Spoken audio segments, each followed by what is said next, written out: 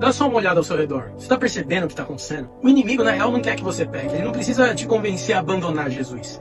Ele só precisa te manter distraído. Você já percebeu que você consegue passar horas nas redes sociais, maratonar uma série, virar a noite, mas quando você começa a ler a Bíblia, deu 10 minutos e o sono vem? Pois é, isso não é coincidência. Isso é estratégia. Satanás sabe que se ele roubar o seu tempo com Deus, mais cedo ou mais tarde, você se afasta sozinho. A gente vive uma geração de excesso de informação, de entretenimento, excesso de distração. E sabe o que é engraçado? É que as pessoas acham que esfriar espiritualmente é parar de ir na igreja. E na real, esfriar espiritualmente é quando as coisas desse mundo te distraem tanto, mas tanto, que sem perceber você já se afastou de Deus. A oração se torna rara, a leitura bíblica vira obrigação, a voz do Espírito Santo começa a ficar cada vez mais baixa. E o pior de tudo isso é que você tá tão distraído que você nem percebe. Em Mateus, Jesus já falava, porque aonde estiver o vosso tesouro, aí estará também o vosso coração. Onde é que está o seu tesouro? É nas coisas desse mundo ou é na vida eterna? O afastamento de Deus não acontece de uma hora para outra não, meu amigo. O inimigo é astuto, ele não arranca sua fé de uma vez. Ele sufoca devagar. E é por isso que você consegue passar horas e mais horas e mais horas no celular, mas quando ajoelha para orar,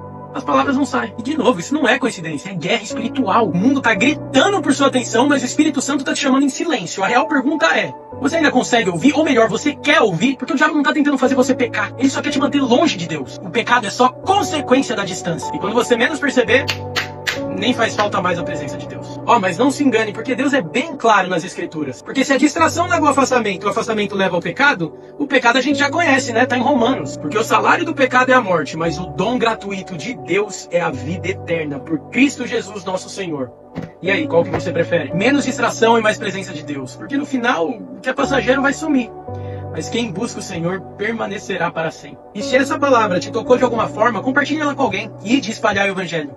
Porque muitas pessoas ainda estão dormindo, cegas pelas distrações desse mundo. E é aquilo que eu sempre digo quando eu falo de Jesus. Se eu tiver errado e você tiver certo, então eu desperdicei uma vida inteira. Mas se eu tiver certo e você tiver errado, então você desperdiçou a eternidade. Deus abençoe e Maranata Jesus.